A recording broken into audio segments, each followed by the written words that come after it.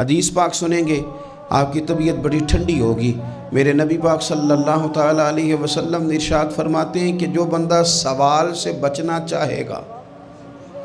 ارادہ کرے گا اللہ میں نے کسی سے نہیں مانگنا، فرمایا جو سوال سے بچنا چاہے گا رب اسے سوال سے بچا لے گا، اور جو لوگوں سے بے نیاز ہونا چاہے گا کہے گا یا اللہ مجھے دنیا داروں کا محتاج نہ بناؤ، اپنی بارگاہ سے عطا فرما۔ جو لوگوں سے بے نیاز ہونا چاہے گا اللہ لوگوں سے بے نیاز کر دے گا،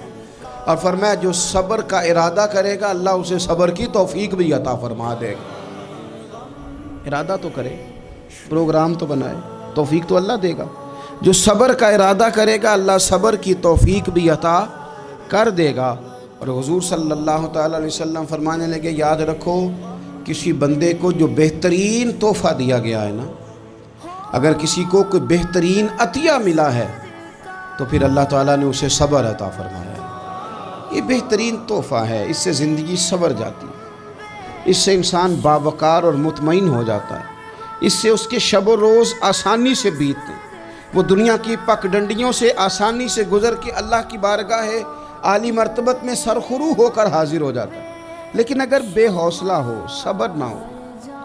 پھر نقصان روز بروز بڑھتا ہے۔ اور پھر میرے رسول پاک صلی اللہ تعالیٰ علیہ وسلم ارشاد فرماتے ہیں کہ اصل بات یہ ہے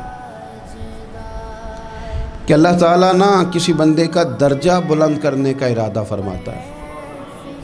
لیکن اس کے اعمال اس طرح کے نہیں ہوتے کہ اس کا درجہ بلند کیا جائے۔ اب رب کیا کرتا ہے، اللہ تعالیٰ اس کو مال کی، جان کی، اولاد کی کسی مشکل میں ڈال دیتا ہے،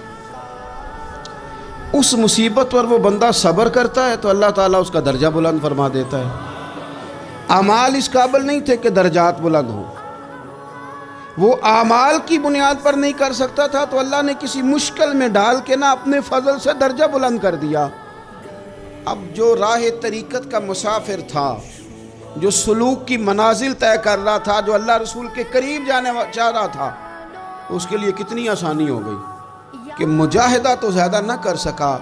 کثرت سے نفلی صوم و صلات کا بندوبست تو نہ کر سکا، تھوڑا سا صبر کیا، رب نے اپنا اور اپنے محبوب کا قرب عطا فرما دیا۔ تو یہ تو آپ صبر کرنے کے لیے جب نکلے ہیں تو آپ نے تو رب رسول کو پا لیا۔ یہ صبر تو وہ والا سفر ہے